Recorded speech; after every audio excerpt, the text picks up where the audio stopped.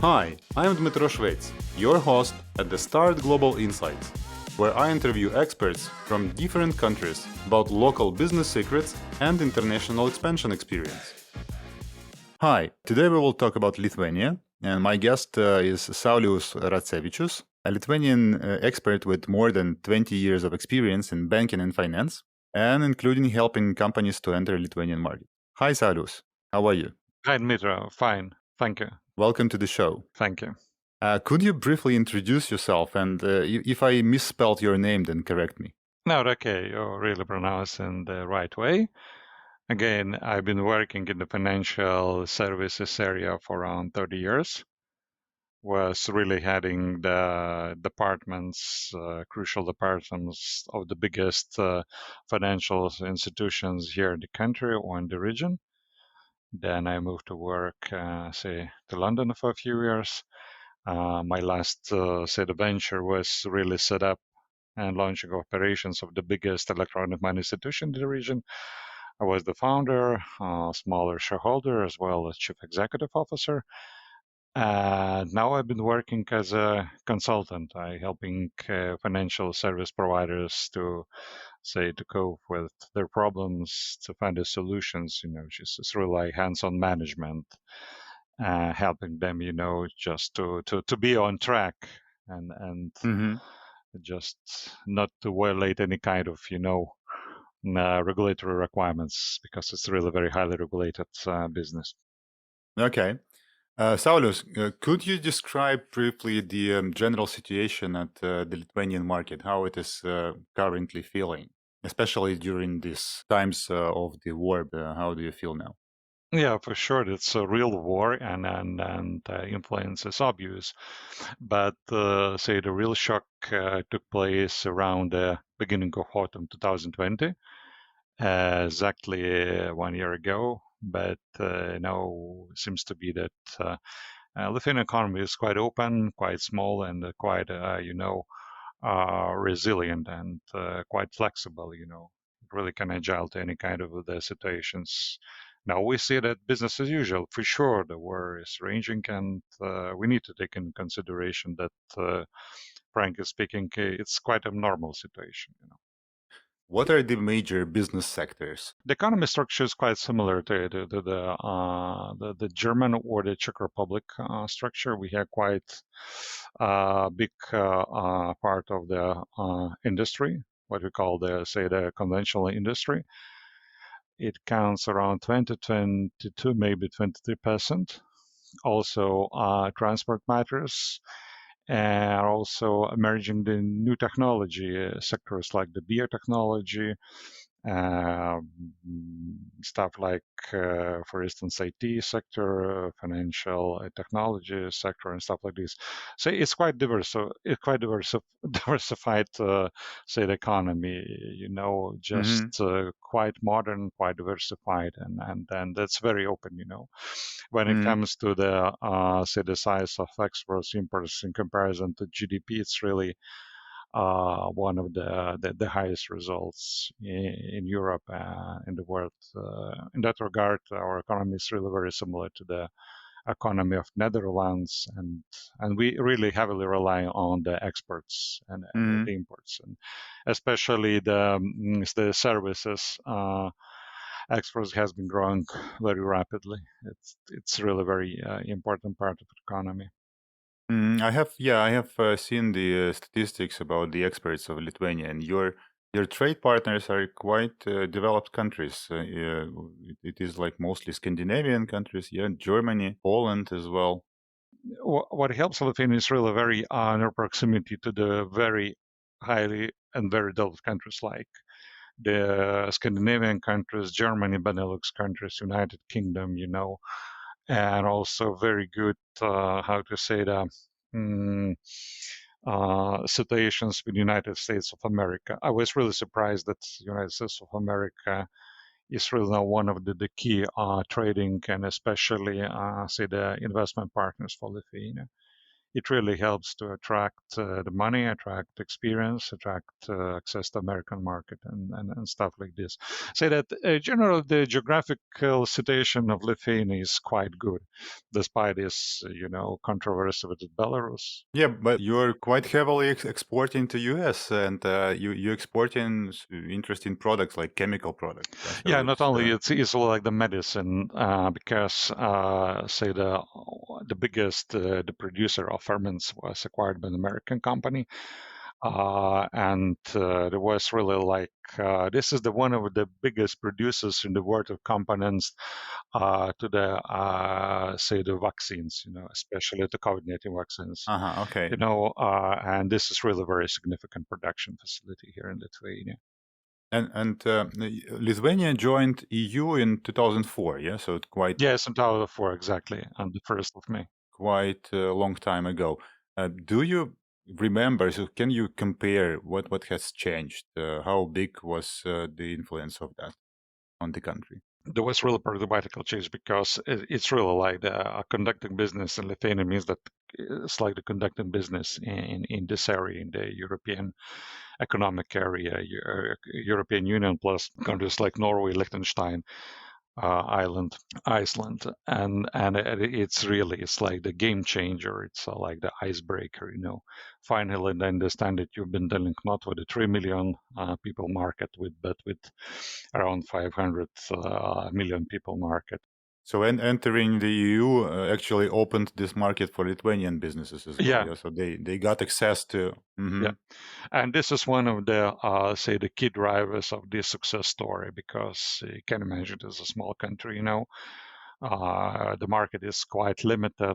3 million market is quite limited when it comes to the 500 million, and especially can account that European Union signed a lot of agreements, the free trade agreements. It's like the limitless market, sophisticated, the rich, say the wealthy, healthy, despite any kind of controversies. It really helped the country a lot of, and I believe that you adopted the production to the quality that was required. Yeah. Yeah, for sure. Because there are a lot of regulations, there are a lot of jokes about the size of cucumbers and color of cucumbers, but really it creates the single market, say requirements. You understand what to grow, how to grow, what to produce, how to produce. It's really like you can imagine we haven't any kind of custom duties, we haven't any kind of barriers. It's like you really can set a company can produce stuff in Lithuania, can easily sell to Germany, to Spain, to Scandinavian countries. It's like the matter of logistics. How would you describe the business culture of Lithuanians? I have so many requests from Ukrainian companies that are looking at Lithuania like a country that is closer to us from the point of view of mentality. Yeah, so the common background in the Soviet Union. Do you still feel this Soviet heritage in that, or it is totally European now? I don't think there's the common background. We should know that totally prevailing. It's really, really different cultures. It's not not Soviet, even not post-Soviet culture. But when it comes to that is about the 60s. For sure, we can expect a lot of Soviet heritage, and that's the different story. But it's like the past. But generally, for sure, you may find some signs of the Soviet heritage, but again, it's really about those kind of old daddies, as I say. But generally, it's not Soviet, it's not post-Soviet. Say the business culture country now.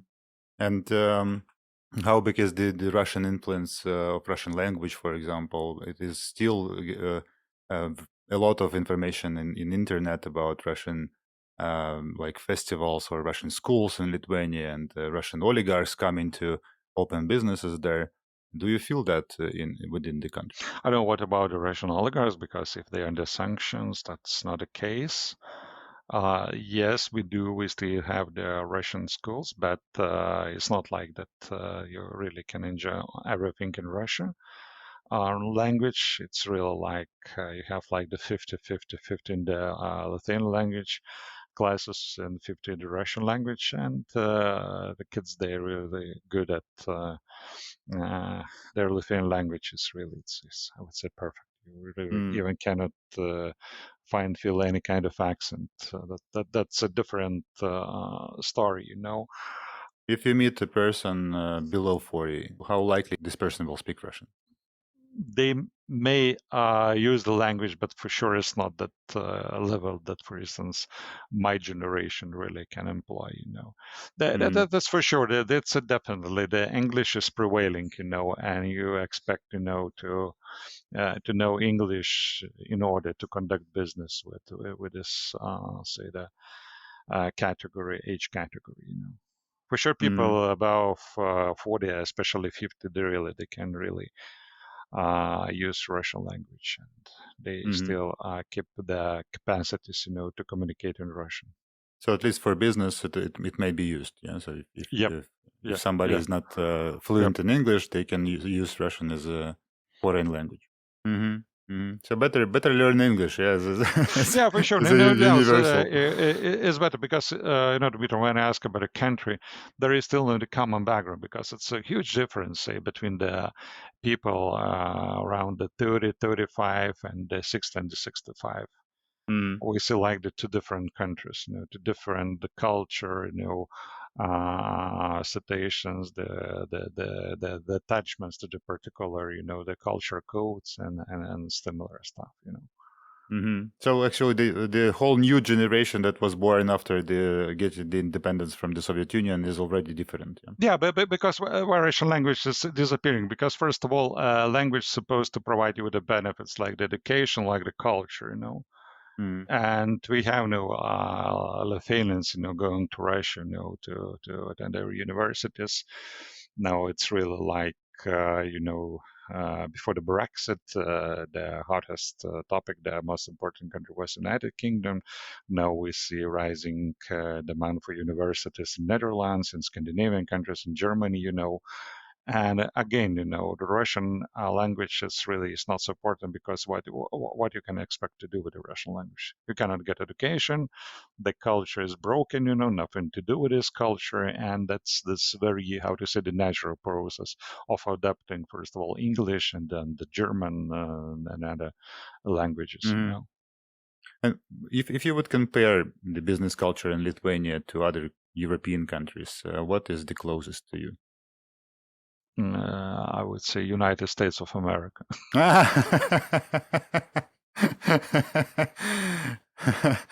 Not European, but interesting. Yeah. So why? What is the similarities?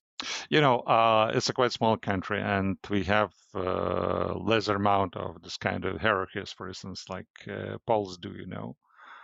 On the other hand, you know, the Scandinavian countries really bear the different, say, the memories, different cultural memories. No war, no occupation, no atrocities and stuff like this. They are quite calm, you know. In our case, we are very energized, you know, because it is really just to reach the very high levels of living. And it's not about 40 years; it's all about a 10 years, you know, span, you know. And that's why business is really very active, in some way even quite aggressive, you know. What I maybe can find some similarities, say maybe with the Finnish business or the Latvian, Estonian, but you know, American business could be quite good example, you know. Uh-huh. Result, first of all, less talks, more, you know, actions, and then stuff like this, you know. Interesting, yeah, because you've had quite a tough history, yeah. So you were occupied by Russians, then by Germans, then again by they got independence, then by Soviet Union, then got again independence, yeah. So then Yeah, the history, it's 20th century was really awful, you know. yeah. Mass killings, you know, Holocaust, you know, and the kind of the people say deported to Siberia in mass, like 350,000. It's like 15% of population, and big majority of people, especially educated, they really left country around 1944.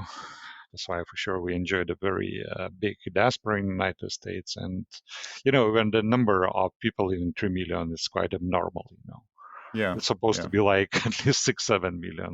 We lost a lot of people, and Mm. we keep this in memory, in our heads. We keep this kind of memories. What about the work-life balance? How relaxed? So you said that you are not relaxed, yeah, like working, working, working. But in Europe, I see that almost everybody are quite relaxed, so they are not in a hurry within business. What is the situation in Lithuania? I cannot tell what is the situation, because it really depends. For instance, I like this approach of 25/8. It means that you're supposed to work 25 hours per day and 8 days per week.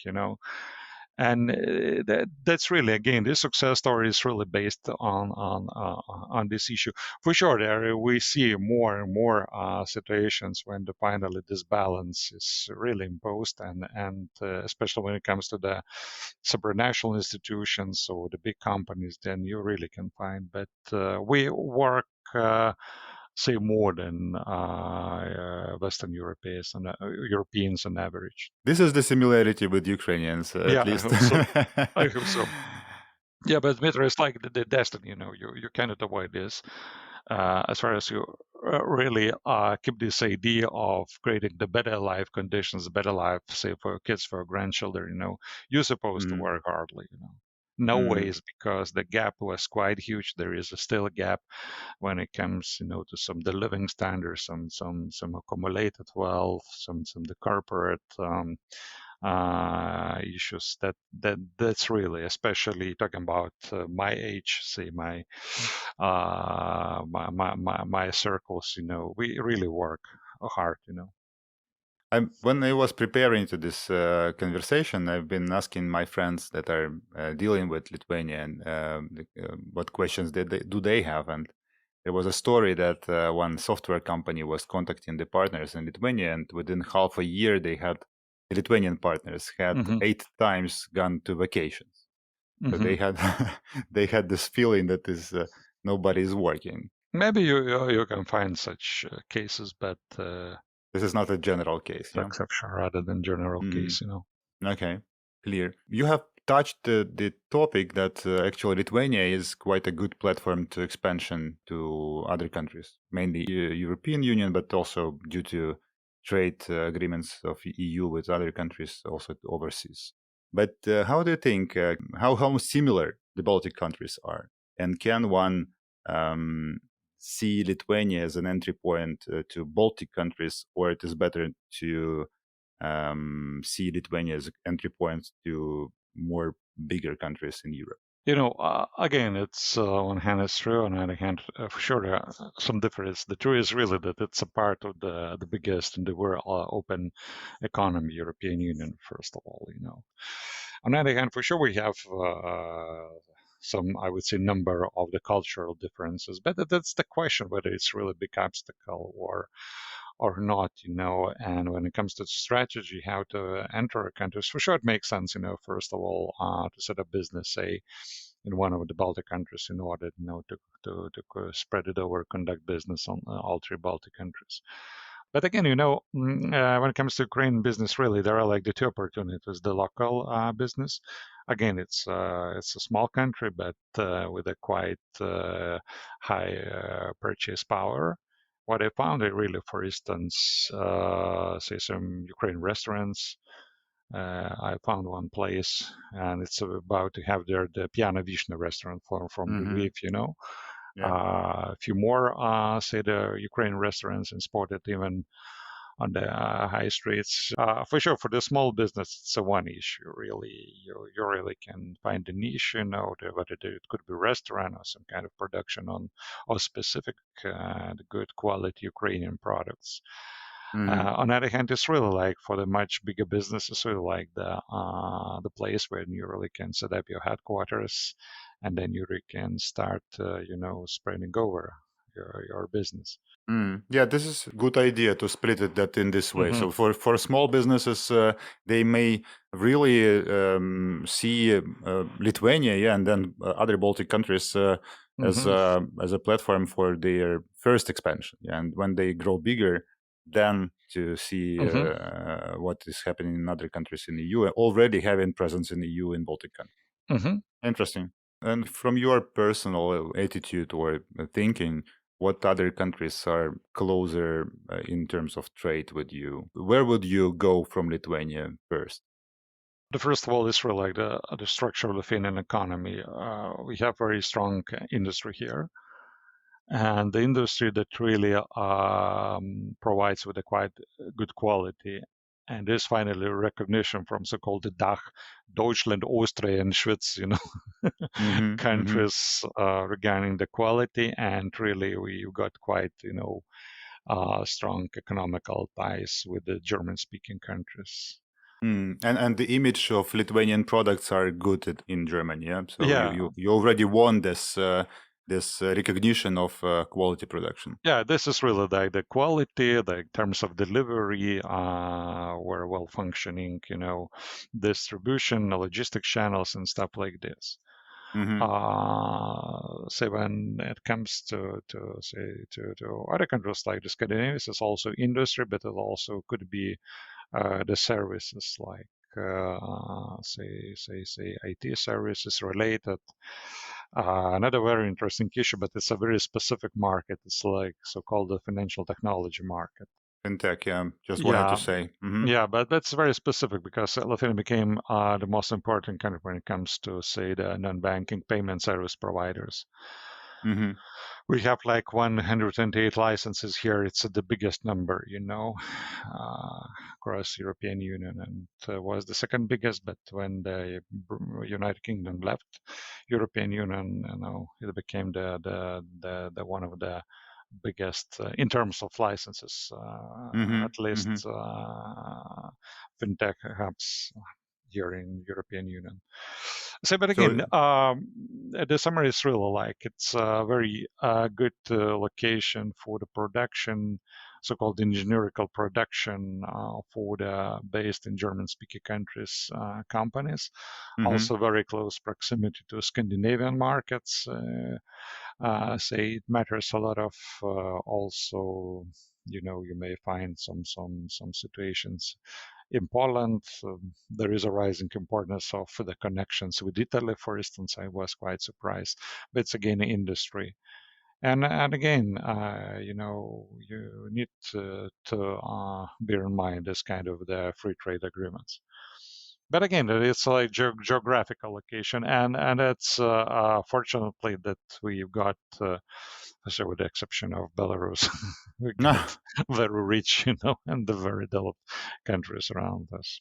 Yeah, yeah, and you also have a seaport, yeah. So in Klaipėda, and actually you can use it also for transportation purposes to Yeah, for Scandinavia. transportation, and also on the list there is really the construction of the highways, the so-called Via Baltica is supposed to be finished next year. There will be the four lines highway from Warsaw to Tallinn, and it will be completed around mid of 26, 27, something like. But even more important, it's a so-called the Rail Baltica, say the corridor. They're going to be totally new. It's European gauge, say the railway Mm-hmm. from Warsaw to even Helsinki. Via ferry from Tallinn, Yeah, yeah. but this Mm-hmm. is another issue. But they're going to be very modern, say enjoying average speed for the passengers around 280 kilometers per hour, Mm. and for the freights, say 160, something like 180. From the point of view of selling to or finding partners in Lithuania, how important is to have this personal relationship with people? How open they are for new contacts? It matters. It's on the top of the list. The reliable partner is really I think the 90% of success. And it's so important to find a partner who really can help, really can guide, to open the necessary, connections, doors, or even to explain, because we have some support agencies where you really can get access to various European Union financial or non-financial instruments. But it's important to have the local partner, the trustworthy local partner, I would say. Okay. If it's a question whether it's difficult to open doors, no, it's not so difficult to open the doors, but for sure, it is really just to create a trust. This is really how you communicate what you want to tell. Mm. If you really can put on the table real stuff, that tangibilities, explain your business, without any kind of unnecessary amendments and additions, then it's okay. Mm-hmm. It's really you're supposed to be down to the earth. Mm-hmm. To tell what you're supposed to tell.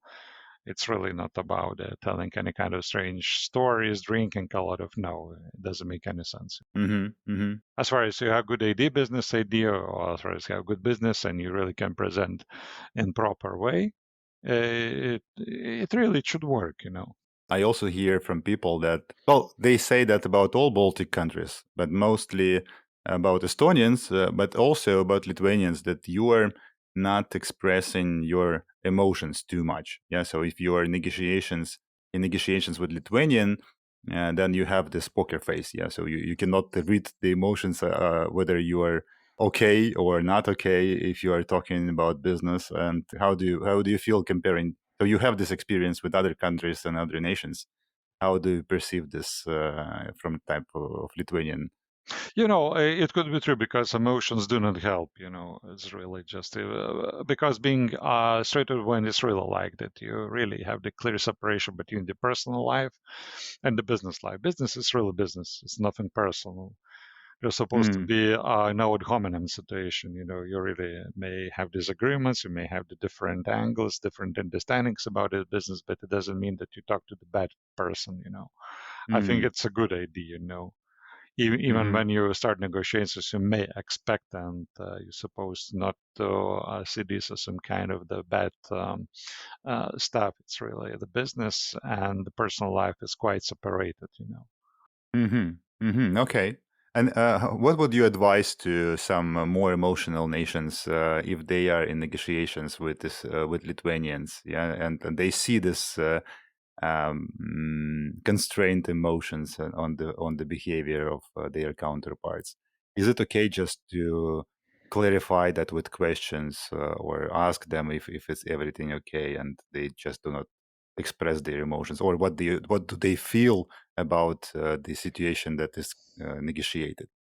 No, you really can be an open person and ask the questions in quite straightforward manner or way. It's not like the poker face doesn't mean that we've been hiding something. It's really like again, if it's your time precious, our time is precious, and why need to mix up with our personal life? That's just simple stuff. If something wrong, you really can ask. It's not like in some cultures where people they are very afraid of disappointing you. Mm-hmm.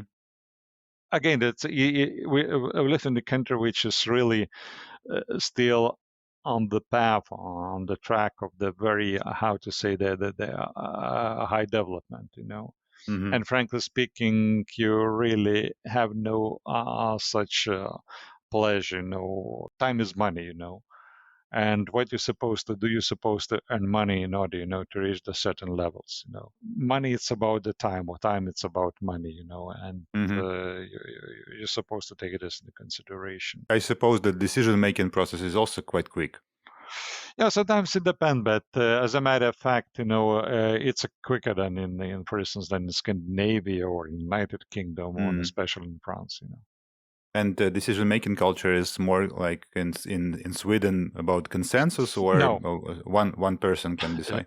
no, even the Nordic European countries are quite different. Sweden is real about a consensus. Mm, For instance, the Finland's totally different. They're much closer, to us. mm, Even the Denmark is different. It's really like it's difficult to explain, but really the speed matters, the time matters. And for sure, if it's really about a huge project, it's about a sophisticated risk management, evaluation of every and each situation. That could be a different story. But when it comes to not the quite simple stuff like the launching business, you really may expect quite quick, decisions. what about the communication? What do you use? Social media, emails? How it is better to reach the potential clients or partners? There's a lot of say the ways. For sure, you can use emails. You can use the say the kind of platforms like WhatsApp, Viber, even Telegram. Yeah, but for sure, the best idea is really just to know it's possible to attend as the kind of physical events like the seminars, or to gain the contacts. I still So believe that. physical contact still matters, Yeah, and still is matters. much For better. sure, Yeah. you can start by sending emails, by just getting the references, but also it's really important to meet the people. And how easy it is to reach decision maker via just to making a call to the company? Will you be connected via secretary, for example? Yeah, you can try because again, it's a different culture. That we have no say hierarchy culture like, for instance, in Poland. When you have the pan przerzes and stuff like this, in that regard, that our culture is closer to the Scandinavians. It's more flat, yeah. So Yeah, it is it's not more flat. As far as you really can bring on the table good idea, good situation, you really can try. That's it's not about showing off or demanding some kind of the attention. It's really great, Saulius. It was a really interesting conversation, and thank you for sharing your experience. Yeah, thank you, Dmitro, and razem do перемоги.